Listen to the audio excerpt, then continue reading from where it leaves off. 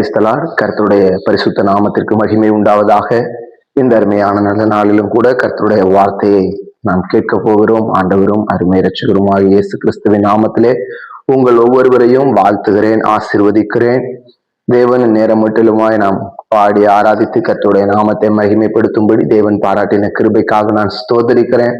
இப்பொழுது நாம் கர்த்தருடைய வார்த்தையை கேட்கக்கூடிய நேரத்துக்குள்ள போகிறோம். நாம் யாவரும் தலைகளை தாழ்த்தி கண்களை மூடி ஜெபிக்கலாம். ஸ்தோத்திரம் ஆண்டவரே, மகா கிருபையும் இரக்கமும் நிறைந்த நல்ல தகப்பனே, நன்றியுள்ள இதயத்தோடு கூட உம்மை துதித்து உம்மை ஸ்தோத்தரிக்கிறோம் ஆண்டவரே. நீர் ஒருவரே உன்னதர், நீர் ஒருவரே பரிசுத்தர் தகப்பனே. கர்த்தருடைய சத்தம் காதேஸ் வனாந்தரத்தை அதிர பண்ணும், கர்த்தருடைய சத்தம் கேதுரு மரங்களை முறிக்கிறது என்று நாங்கள் வேதத்துல வாசிக்கிறோம். அந்த சத்தம் எங்கள் மத்தியில உண்டாகட்டும்.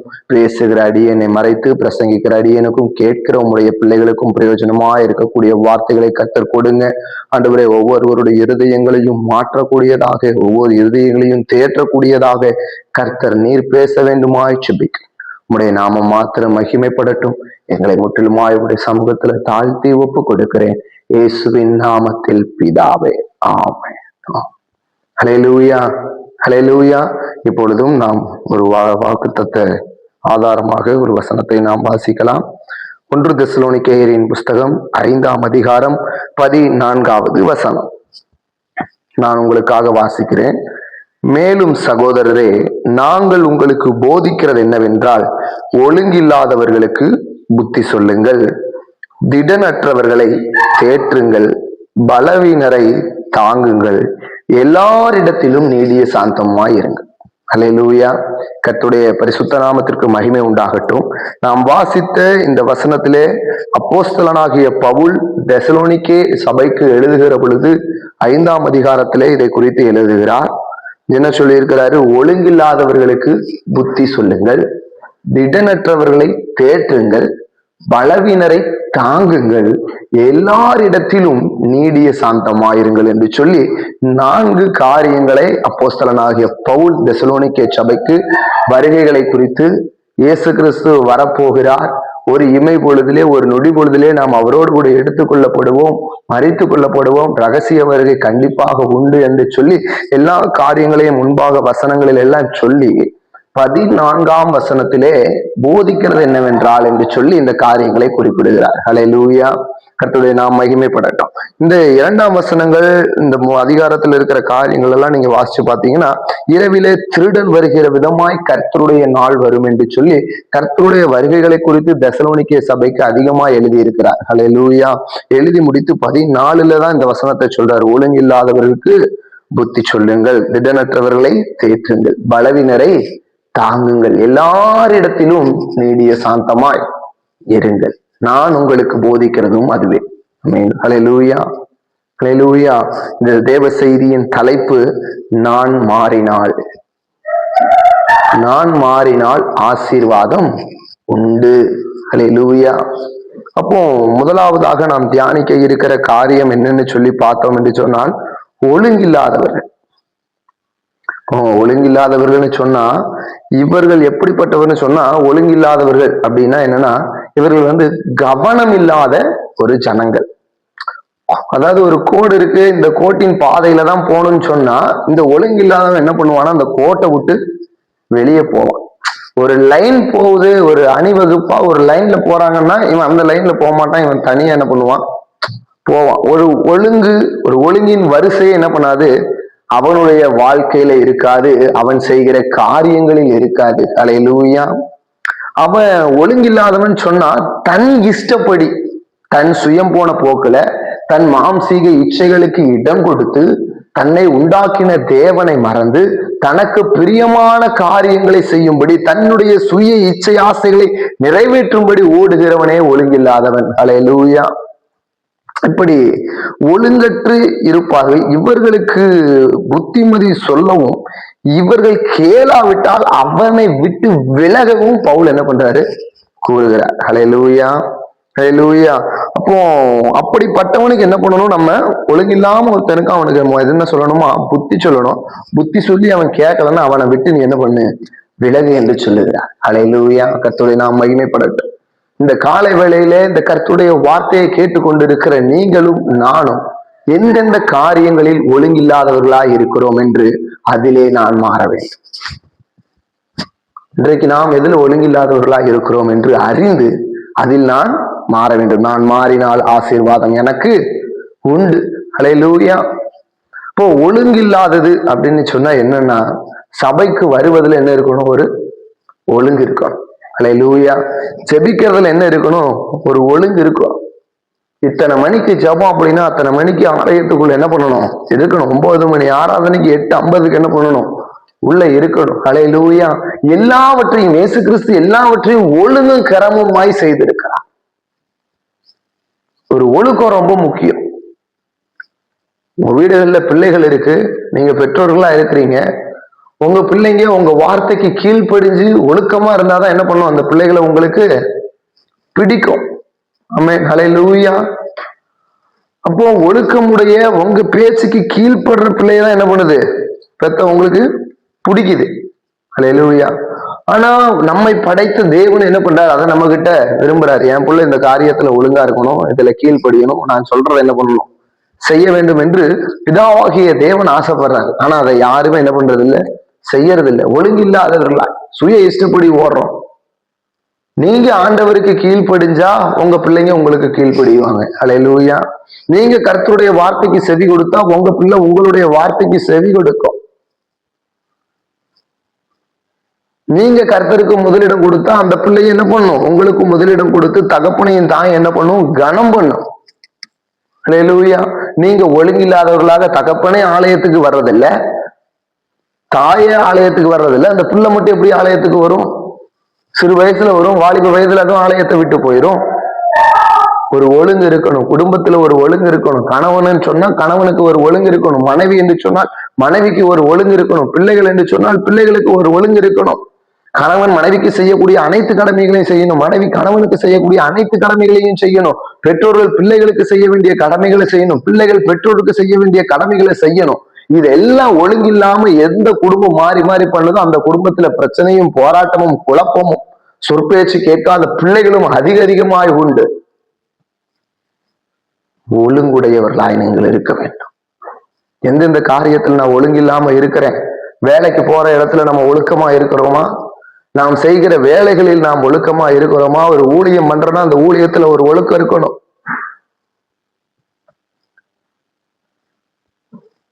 சின்ன ஊழியக்காரனோ பெரிய ஊழியக்காரனோ, சின்ன சபையோ பெரிய சபையோ அது கணக்கல்ல.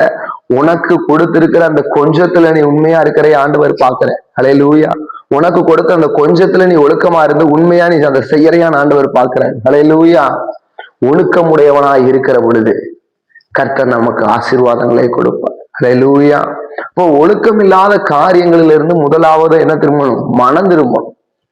நான் கர்த்தருடைய ஆலயத்துல தசமபாகம் கொடுக்கறதுல ஒழுங்கு இல்லாம இருக்கிறேன். 1 மாசம் கொடுக்கறேன், அப்புறம் 2 மாசம் கொடுக்கறது இல்ல, அப்புறம் 1 மாசம் கொடுப்பேன், திடீர்னு நான் ஆலயத்தை விட்டே போயிடுவேன், அப்புறம் 6 மாசம் கழிச்சு நான் ஆராதனைக்கு வருவேன், அப்ப வரும்பொழுது நான் வெறும் காணிக்க போடுவேன். எல்லாம் ஒரு ஒழுங்கு இருக்கணும். ஞாயிறு ஆராதனை வருஷம் 52 ஆராதனை, 52 ஆராதனையில பங்கு பெறணும். காணிக்க போட்டா மட்டும் நீ பரலோகத்துக்கு வந்துருவேன்னு சொல்லி கனவுல கூட என்ன பண்ணக்கூடாது? நினைக்க கூடாது. ஹல்லேலூயா. காணிக்க போட்ட பரலோகத்துக்கு காணிக்க போட்டவன்லாம் பரலோகத்துக்கு வரணும் அப்படின்னு சொன்னா அங்க என்னதான் பண்ண முடியும்? எல்லாம் காசு, டொனேஷன், லஞ்சம் கொடுத்து எல்லாரும் வர முடியுமே? நெவர், முடியவே முடியாது. ஹல்லேலூயா. ஹல்லேலூயா. காணிக்கையினால் யாரு நீ என்ன பண்ண முடியாது? பரலோகம் வரவே முடியாது. ஒழுக்கம் இருக்கணும். ஊழியத்துல ஒழுக்கம், குடும்பத்துல ஒழுக்கம், சபையில ஒழுக்கமா இருக்கணும். சபையில் சொல்லப்படுகிற காரியங்களுக்கு ஒழுங்கப்பட்டு கீழ்ப்படியா. இப்படி கீழ்ப்படுகிற பொழுதுதான் கர்த்தர் உங்களுக்கு பெரிய ஆசீர்வாதங்களை வைத்திருக்கிறார். ஹல்லேலூயா. அப்போஸ்தலனாகிய பவுல் அதே இதுல 2ஆம் அதிகாரம் 2 தெசலோனிக்கேயர் 3:6 சொல்றாரு, உங்களில் சிலர் யாதொரு வேலையும் செய்யாமல் வீண் அலுவற்காரராய் ஒழுங்கற்று திரிகிறார்கள் என்று கேள்விப்படுகிறோம். ஹல்லேலூயா. தெசலோனிக்கே சபையில ஆட்கள் அப்படி இருந்திருக்கு. இன்னைக்கு நம்முடைய சபைகளில் அப்படி ஆட்கள் இருக்கிறோமா? நம்முடைய குடும்பத்துல அப்படி ஆட்கள் இருக்கிறோமா? உறவினர்கள் மத்தியில் அப்படி ஆட்கள் இருக்கிறாங்களா? அவன் எல்லாம் எப்படி திரியறானா? ஒழுங்கற்று திரியான். எந்த ஒரு வேலையும் செய்யாமல் வீண் அலுவற்காரனாய் ஊரை சுற்றி கொண்டு வெட்டி கதைகளை பேசிக்கொண்டு அவனையும் இவனையும் குறை சொல்லிக்கிட்டு, ஊழியக்காரனை குறை சொல்லிட்டு, மூப்பரை குறை சொல்லிட்டு, விசுவாசியை குறை சொல்லிக்கிட்டு, உடன் ஊழியக்காரனை நீ குற்றப்படுத்தி கொண்டு எல்லாவற்றையும் செய்து ஒழுங்கற்று திரிந்து கொண்டிருக்கிறீர்கள் என்று கேள்விப்படுகிறேன் என்று பவுல் சொல்கிறார். அல்லேலூயா. நம்மளில் யாராகிலும் ஒழுங்கற்று திரிந்திருப்போமானால் இன்றைக்கு மனம் திரும்புவது, நான் மாற வேண்டும். ஆண்டவர்கிட்ட கேளுங்க, ஆண்டவரே நான் மாற வேண்டும். இந்த காரியத்துல நான் ஒழுக்கம் இல்லாதவனா இருக்கிறேன். இந்த காரியத்துல எனக்கு உள்ள ஒழுங்கு இல்லை, என் குடும்பத்துல இந்த ஒரு ஒழுங்கு இல்லை, என் சபையில இந்த ஒரு ஒழுங்கு இல்லை. நாங்க மாறணும், நான் மாறணும். அல்லேலூயா. ஆண்டவர்கிட்ட அப்படி கேளுங்க. நிச்சயமாய் அந்த காரியத்திலிருந்து கர்த்தர் உங்களுக்கு ஒரு விடுதலையை கொடுப்பார். உங்களை ஒழுங்கான பாதைகளில் அவர் நடத்துவார். அதே 2 தெசலோனிக்கேயர் 3:11 அப்போஸ்தலனாகிய பவுல் சொல்றாரு, துன்மார்க்கருடைய உங்கள் 2 தெசலோனிக்கேயர் 3:11 வாசிச்சு 2 தெசலோனிக்கேயர் 3:6 மேலும் சகோதரரை எங்களிடத்தில் ஏற்றுக்கொண்ட முறைமையின்படி நடவாமல் ஒழுங்கற்று நடக்கிற எந்த சகோதரனையும் நீங்கள் விட்டு விலக வேண்டும்.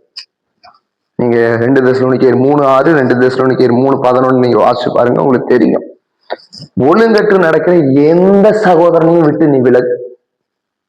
அதான் நம்ம சங்கீதம் 1:1 வாசிக்கிறோம். துன்மார்க்கருடைய ஆலோசனை நடவாமலும் பாவிகளுடைய வழியில் நில்லாமலும் பரியாசக்காரர் உட்காரும் இடத்தில் உட்காராமலும். துன்மார்க்கனை விட்டே விலகு அப்படிங்கிற.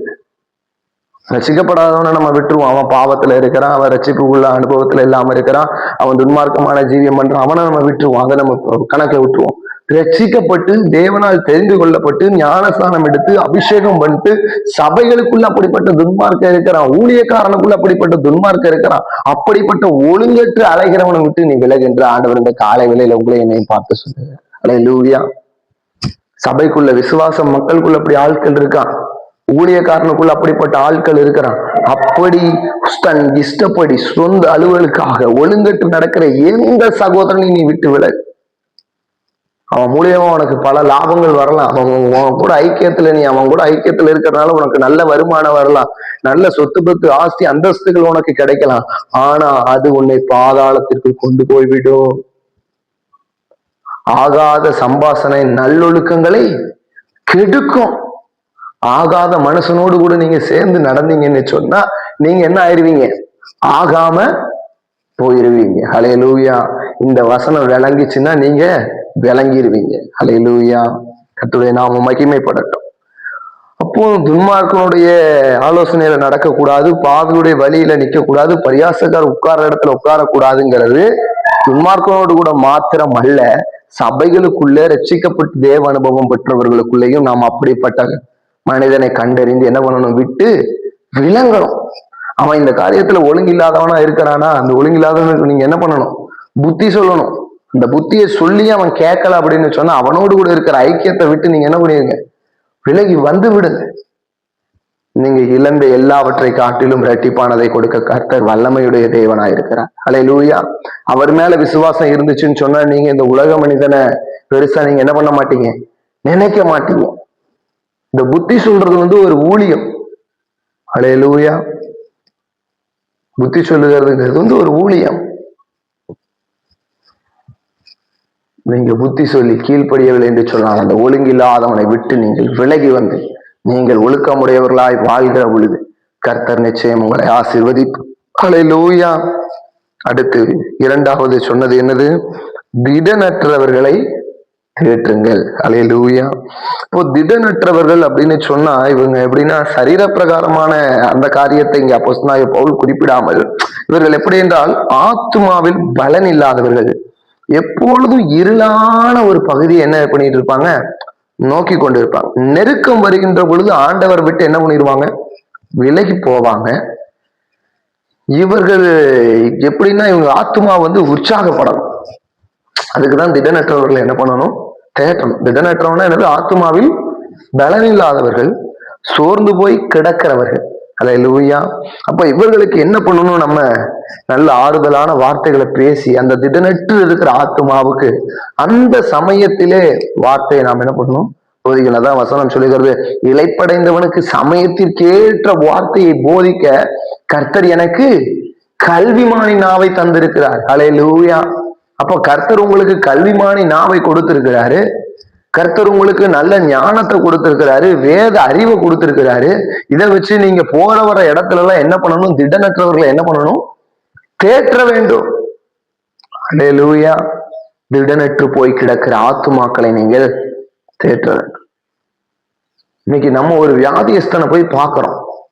நம்முடைய உறவினர்களாகட்டும், நமக்கு தெரிந்தவர்கள், பழக்கப்பட்டவர்கள் இப்படி ஒரு வியாதியில இருக்கிறாங்கன்னு சொன்னா நம்ம வீடுகளிலோ மருத்துவமனையிலேயோ போய் பார்க்கிறோம். பார்த்த உடனே அந்த இடத்துல நாம் என்ன பண்ணணும்னு சொன்னா அவர்களுக்காக ஒரு செப எண்ணெய கொண்டு போகணும்.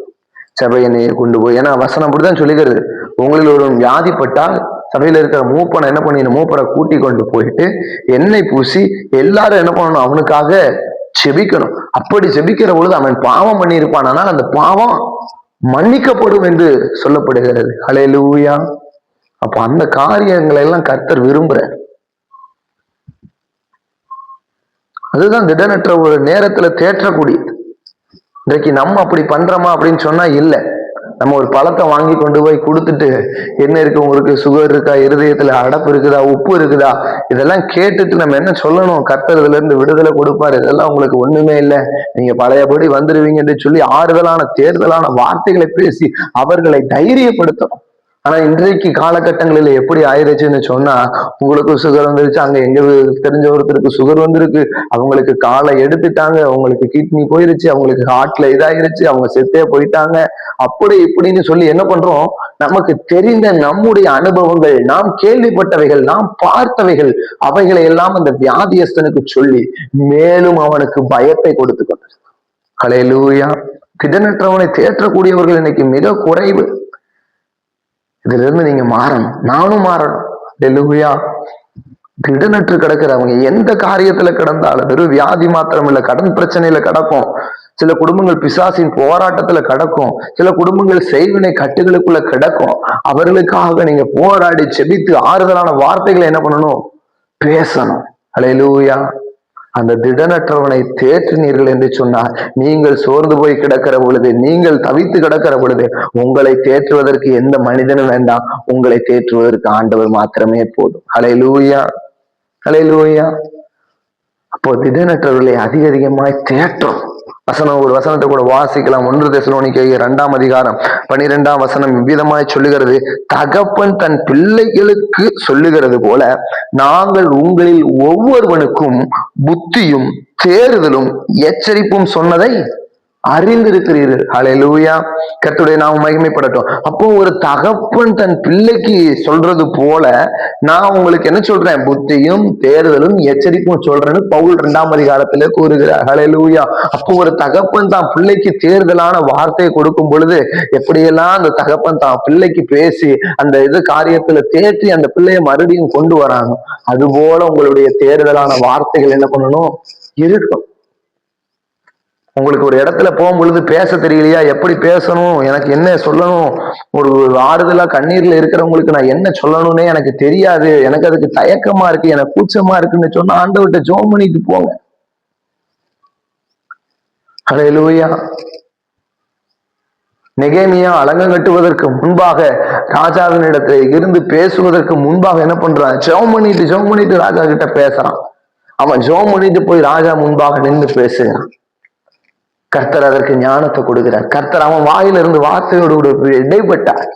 ராஜா உடனே பர்மிஷன் கொடுத்தான், போ அலங்கத்தை கட்டி முடிச்சுட்டு வா அப்படின்னு சொல்லி லெட்டரை கொடுத்து சீல் வச்சு எல்லாம் கொடுத்து அனுப்புறான். ஹல்லேலூயா. ஜெபம் மகிமையான காரியங்களை செய்யும். எரேமியா சொல்றான், நான் பேச அறியாது இருக்கிற சிறு பிள்ளையா இருக்கிறேன். ஆண்டவர் சொல்றாரு, உன்னை கொண்டு நான் ராஜ்யங்களை இருப்பேன், உன்னை ராஜாக்களுக்கு முன்பாக நிறுத்துவேன். பேச தெரியலன்னு யாருமே சொல்லாதீங்க. ஹல்லேலூயா. சமயத்திற்கு ஏற்ற வார்த்தையை போதிக்க கல்விமானை நாவை தந்தருளினார். அவர் தந்தருவார். உங்க வாயிலிருந்து அவர் வார்த்தை பேசும். நீங்க ஜெபிச்சுட்டு மாத்திரம் ஒரு இடத்துக்கு புறப்பட்டு போங்க. அந்த தேர்தல்ல, அந்த ஆபத்துல, போராட்டத்துல இருக்கிறவங்களுக்கு தேர்தலான ஆறுதலான வார்த்தைகளை கொடுத்து உங்களால் தேற்ற முடியும். ஹல்லேலூயா. அவங்களே சொல்லுவாங்க, உங்ககிட்ட பேசினதுக்கு அப்புறம் எனக்கு ரொம்ப சமாதானமா இருக்கு, உங்ககிட்ட பேசணும்னு எனக்கு ரொம்ப சந்தோஷமா இருக்கு. உங்களை பார்த்ததுல ரொம்ப சந்தோஷம். நம்மளை குறித்து கேட்கிற சாட்சிகள் அப்படிப்பட்ட நல்ல சாட்சிகளாக இருக்க வேண்டும். அல்லேலூயா. அதை விட்டுட்டு இவன் வந்துட்டு போனா பாரு, இவ வந்துட்டு போனா பாரு, அதை இதையும் சொல்லி என்ன பயம்புறுத்திட்டா, அதை இதையும் சொல்லி என்ன ரொம்ப குழப்பம் அடைய வச்சிட்டா. அவ வந்துட்டு போனாலே எனக்கு என்ன வந்துருது, அழுக வந்துருது. இவன் வந்துட்டு போனாலே எனக்கு என்ன வந்துருது, இன்னும் அழுக வருது. இவன்லாம் வந்து சொல்றதுக்கு நான் கம்முன்னு செத்தே போயிருக்கலாம். இவன் எனக்கு வந்து இந்த அறிவு சொல்றதுக்கு நான் என்ன பண்ணிருக்கலாம், செத்து போயிருக்கலாம் என்று சொல்லுகிறார்கள். நீங்களும் நானும் அப்படி இருக்கக்கூடாது. நான் மாறினான், நான் வச்சுக்கிறேன், நான் மாறணும். இந்த காரியத்துல எல்லாம் நான் மாறணும். அடுத்து மூன்றாவது காரியம், பலவீனரை தாங்குங்கள். 1 தெசலோனிக்கேயர் 5ஆம் அதிகாரம் 14ஆம் வசனம். பலவீனரை என்ன பண்ணணுமா, தாங்க வேண்டுமா. அல்லேலூயா. இதன் பொருள் பலவீனர் கீழே விழாதபடி பார்த்து கொள்ளுங்கள் என்பதே. அல்லேலூயா. பலவீன விசுவாசிகள் பலவீனரை தாங்குங்கள் அப்படின்னு சொன்னா பலவீனமான விசுவாசிகள். ஆனா இவர்கள் இந்த இடத்துல பலவீனம்னு சொல்றது சரீர பலவீனத்தை மாத்திரமல்ல, விசுவாசத்திலே பலவீனமுடைய ஆத்துமா. அல்லேலூயா. ஒரு நேரம் விசுவாசமா இருப்பாங்க, அப்புறம் விசுவாசமே இல்லாம விழுந்து போய் கிடப்பாங்க. ஆண்டவரும் இல்லை, கடவுளும் இல்லை, நான் சர்ச்சுக்கு வர மாட்டேன், நான் ஜெபம் பண்ண மாட்டேன், நான் பைபிள் படிக்க மாட்டேன், அந்த விசுவாச வாழ்க்கையை விட்டே பின்மாற்றத்துல போகக்கூடிய அநேக பேர் நாட்களிலே உண்டு. அல்லேலூயா. அப்படி பலவீனப்பட்டு விசுவாசத்துல பலவீனர்களாய் கிடக்கிறவர்களை நீங்க என்ன பண்ணணும், தாங்க வேண்டும் என்று காரியங்கள் குறிப்பிடுகிறது. அல்லேலூயா. ரோமர் 14ஆம் அதிகாரம் 1ஆம் வசனத்தை நீங்கள் வாசித்து பாருங்கள். விசுவாசத்தில் பலவீனம் உள்ளவனை சேர்த்து கொள்ளுங்கள். அல்லேலூயா. இப்ப நம்ம குடும்பத்துல இருக்கிறோம், நம்ம உடன் பிறந்த சகோதர சகோதரிகள் இருக்கிறாங்க, விசுவாசத்துல ஒரு பிரச்சனையில, ஒரு போராட்டத்துல, ஒரு ஆபத்துல விசுவாச வாழ்க்கையை விட்டு விழுந்து போய் கிடக்குறாங்கன்னா அவங்களை என்ன பண்ணுங்க, உங்களோடு விசுவாசத்தில் சேர்த்து கொள்ள. இப்படிப்பட்ட போராட்டத்தின் நேரத்தில் அவர்களை தனியே இருக்க விடாமல் அவர்களை முதலாவது உங்களுடைய ஜெபத்துல என்ன பண்ணணும், தாங்கணும். அல்லேலூயா. அவங்க குடும்பத்தை நீங்கள் நேரில் பார்த்து அவர்களோடு கூட ஐக்கியப்பட்டு அவர்களுக்காக என்ன பண்ணணும், நீங்க ஜெபிக்கணும். முதலாவது ஜெபத்துல தாங்க.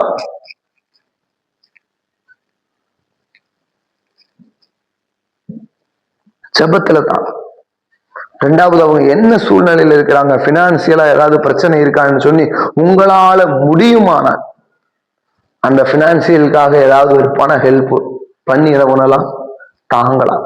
உங்களுக்கு திராணி இருக்குமானால், உங்கள் திராணிக்கு மிஞ்சினதை நீங்க என்ன பண்ணக்கூடாது, செய்ய கூடாது. கடன் வாங்கி அதுக்காக நாம் என்ன பண்ண முடியாது, தாங்க முடியாது. அப்படின்னா நீங்க என்ன பண்ணிடணும், கம்முன்னு ஜெபத்துல தாங்கிட்டு என்ன பண்ணிடணும், வந்துடணும். கடன் வாங்கி அவர்களை பண்றது, அவங்களை இன்னும் மேல ஏதாவது பிரச்சனையில இழுத்துறதுக்காக வட்டிக்கு கடன் வாங்குறது, டாக்குமெண்ட்டை கொடுத்து கடன் வாங்குறது, இந்த சோழி என்ன பண்ணக்கூடாது, இருக்க கூடாது.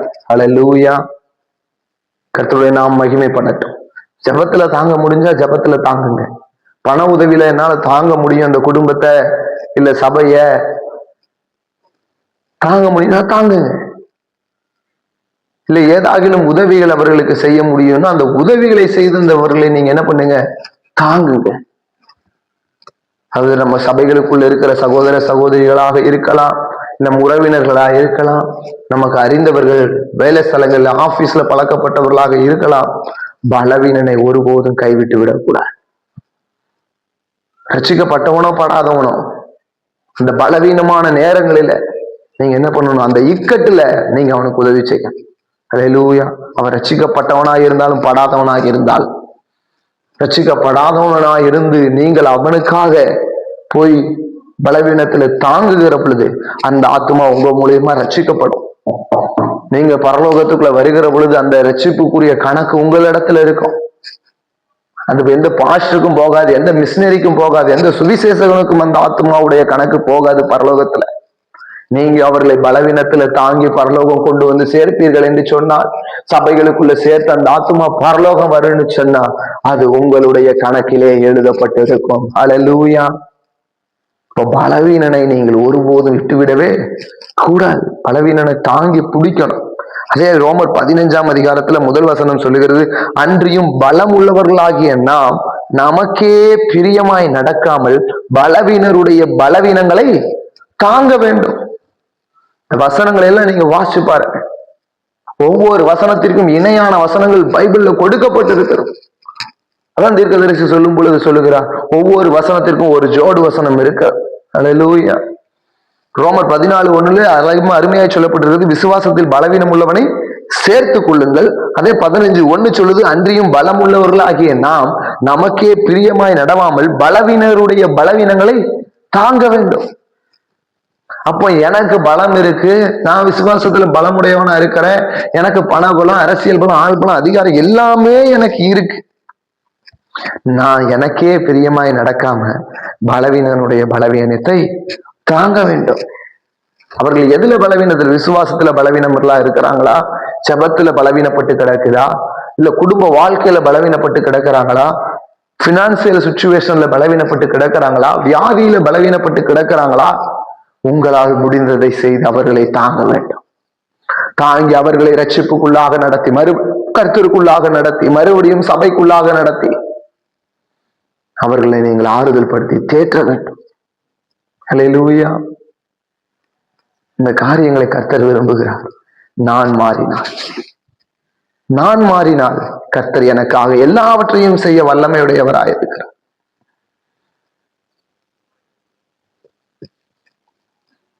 அடுத்து 4வது, எல்லாரிடத்திலும் நீடிய சாந்தமாய் இருங்கள். கர்த்தருடைய நாமம் மகிமைப்படட்டும். எல்லாரிடத்திலும் நீடிய சாந்தமாய் இருங்கள்.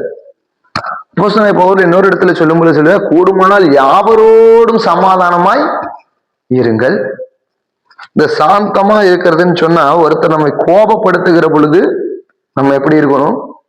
அமைதலா இருக்கணும். ஒருத்தர் நம்மை ரொம்ப கோபப்படுத்தும் பொழுது நம்ம குணம் எப்படி இருக்கணுமா? சாந்தமா இருக்கணும். அதான் இந்த இடத்துல சொல்லப்படுகிறது, எல்லாரிடத்திலும் சாந்தமா இருங்க.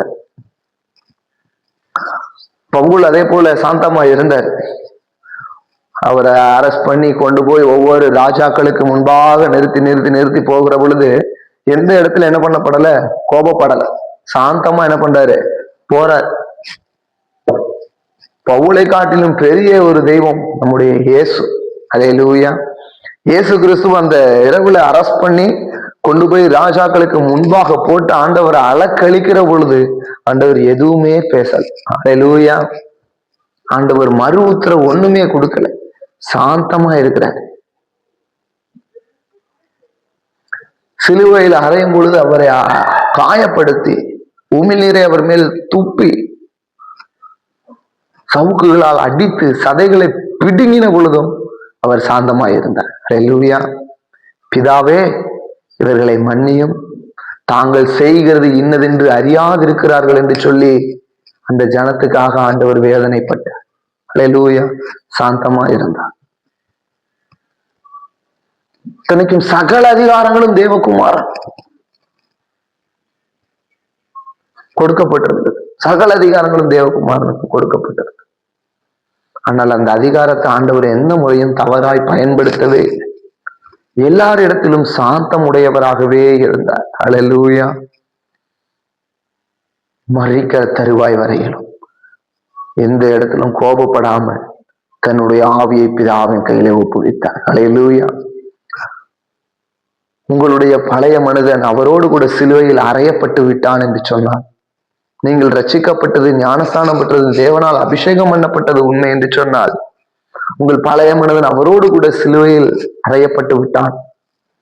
மறுபடியும் இயேசு கிறிஸ்து மரித்து 3ஆம் நாள் உயிர் தெழுந்தது போல நானும் ஞானஸ்தானம் எடுக்கிற பொழுது மரித்து அடக்கம் பண்ணப்பட்டு மறுபடியும் உயிரோடு கூட எழுந்திருக்கிற என்ற விசுவாசம் உங்களுக்குள்ள இருக்கும் என்று சொன்னால், நீங்கள் எப்படி இருக்க வேண்டும்? எல்லாரிடத்திலும் நீடிய சாந்தம், நீடிய பொறுமை இருக்க வேண்டும். எல்லாரிடத்திலும் சமாதானமா இருக்க வேண்டும். உலகத்துல நமக்கு உபத்திரவம் உண்டு. நம்ம இடத்துல பிரச்சனைகள் வரும், போராட்டம் வரும், நம்மோடு கூட வாக்குவாதங்கள் வரும், சண்டைகள் வரும். எல்லாவற்றிலும் சாந்தமா இருக்க வேண்டும். இதெல்லாம் சபைக்கு சொல்லப்பட்டது. ஏதோ புறஜாதியாருக்கோ ரட்சிக்கப்படாதவனுக்கோ ரோட்ல போறவங்களுக்கோ பவுல் சொல்லல. ரட்சிக்கப்பட்டு தேவனால் தெரிந்து கொள்ளப்பட்டு சபைகளுக்குள்ள இருக்கிற ஆத்துமாக்களுக்கு அப்போஸ்தலனாகிய பவுல் எழுதின வேத வார்த்தைகள். இந்த வார்த்தையை தான் ஆண்டவர் உங்களுக்கு சொல்லுகிறார். ஹல்லேலூயா. ஒழுங்கில்லாதவர்களுக்கு புத்தி சொல்லுங்கள், திடனற்றவர்களை தேற்றுங்கள், பலவீனரை தாங்குங்கள், எல்லாரிடத்திலும் நீடிய சாந்தமாய் இருங்கள். இதுல சொல்லப்பட்டிருக்கிறதெல்லாம் வரங்களா கனிகளா? ஹல்லேலூயா.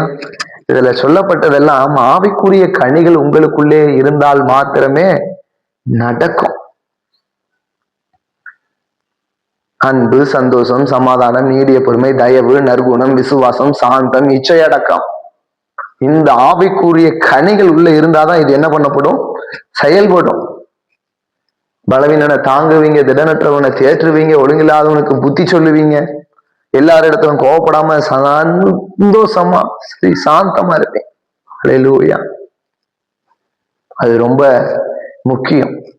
ஆவிக்குரிய வரம் இருக்கிறவன் கூட என்ன பண்ணிடலாம், எனக்கு அந்த வரம் இருக்கு, எனக்கு சுகப்படுத்துற வரம் இருக்கு, எனக்கு தீர்க்க தரிசன வரம் இருக்கு, எனக்கு போதிக்கிற வரம் இருக்கு, அப்படி இப்படின்னு சொல்லி எத்தனை வரம் வேணா வச்சிருக்கலாம்.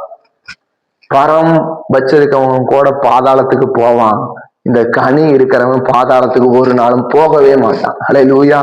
இதை நான் எங்கு வேணாலும் நான் தைரியமாய் சொல்லுவேன். ஹல்லேலூயா. ஆவிக்குரிய வரம் எனக்கு இருக்கிறது, நான் தீர்க்க தரிசனம் வரமுடையவன், அந்த வரம் சுகப்படுத்துற வரமுடையவன். நீ எந்த வரத்தை வேணா வச்சுட்டு நீ எங்க போலாம்? பாதாளத்துக்கு உன்னால போக முடியும்.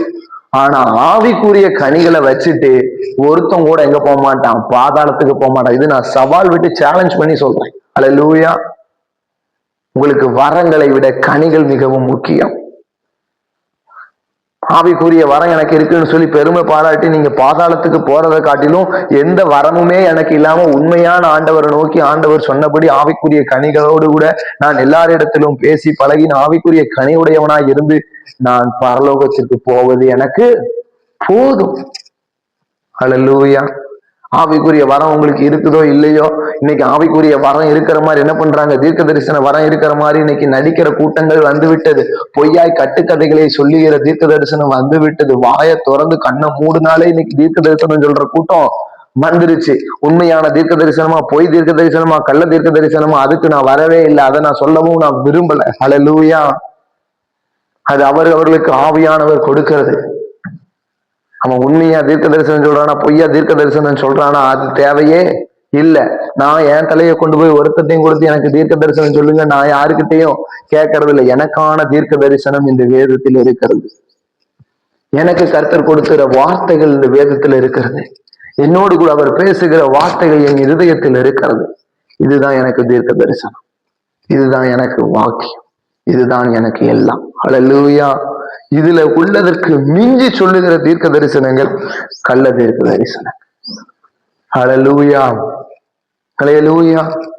அப்போ வரத்தை வச்சு நான் பாதாளத்துக்கு போறதை காட்டிலும் கனியை வச்சு நான் பரலோகம் போய் சேரணும். அது எனக்கு போதும். ஹல்லேலூயா. நீங்கள் ஆவிக்குரிய கனிகளை முக்கியப்படுத்துங்க.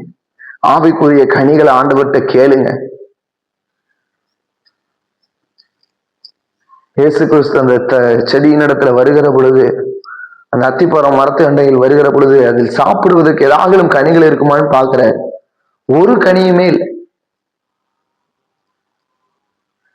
ஆண்டவர் அதை என்ன பண்ணிட்டாரா? சபிச்சுட்டு போயிட்டா.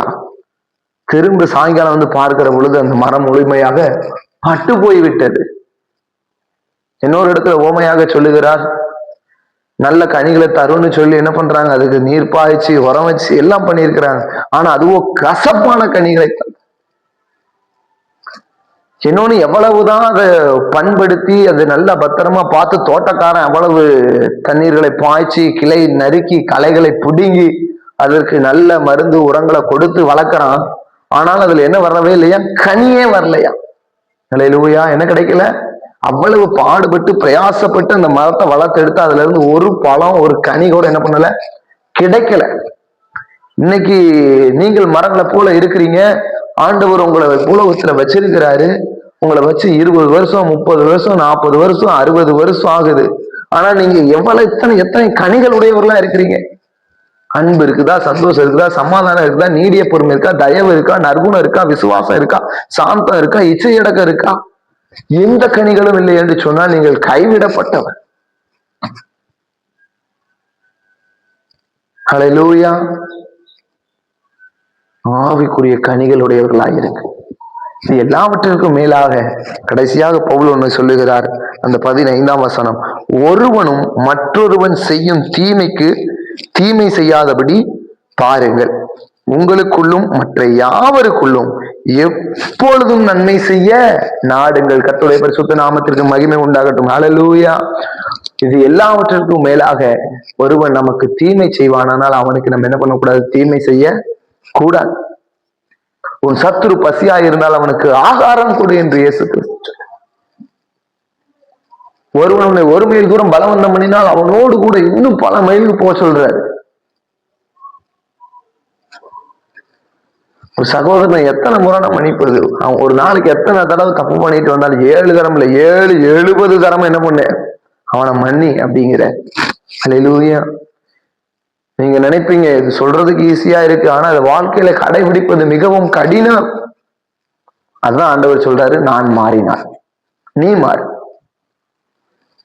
நீ மாறு. நாம் அந்த காரியங்களிலிருந்து மாற வேண்டும் என்று பிதாவாகிய தேவன் நம்ம இடத்துல விரும்புகிறார். உங்களுக்கு விரோதமா, உங்க குடும்பத்துக்கு விரோதமா, உங்க பிள்ளைகளுக்கு விரோதமா, உங்க தொழிலுக்கு விரோதமா, உங்களுடைய ஆலயத்துக்கு விரோதமா, ஊழியத்துக்கு விரோதமா தீமை செய்கிறார்களா? செய்யட்டும்.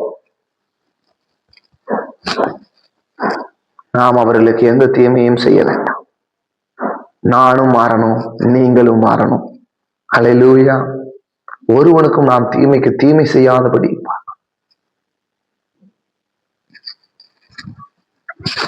எல்லாருக்கும் எதைதான் செய்யணுமா? நன்மை தான் செய்யணும். அவர்கள் நமக்கு தீமையே செஞ்சிருந்தாலும் நம்ம அவங்களுக்கு என்ன செய்யணும்? ஒரு நன்மையை செய்து விட வேண்டும். ஹல்லேலூயா.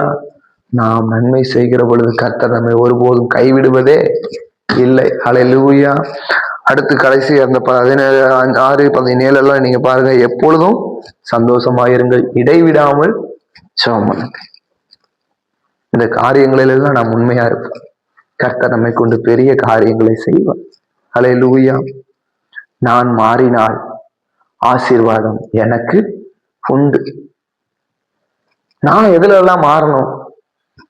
நான் ஒழுக்கமுடையவனாக நடக்கணும், ஒழுங்கில்லாதவனுக்கு புத்தி சொல்லணும், திடனற்றவர்களை தேற்ற வேண்டும், பலவீனனை தாங்க வேண்டும், எல்லாரிடத்திலும் நீடிய சாந்தமாய் இருக்க வேண்டும், தீமைக்கு தீமை செய்யக்கூடாது, தீமை செய்தவனுக்கு நான் நன்மை செய்ய வேண்டும்.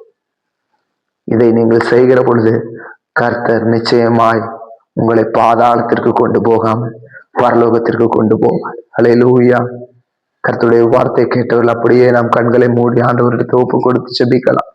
ஸ்தோத்திரம் ஆண்டவரே, ஸ்தோத்திரம் ஆண்டவரே. ஹல்லேலூயா, ஹல்லேலூயா, ஹல்லேலூயா. ஹரிகரப சந்தன லகரபரபோ. உமக்கு நன்றி ஆண்டவரே, உம்மை துதிக்கிறோம் ஆண்டவரே, உம்மை துதிக்கிறோம் ஆண்டவரே.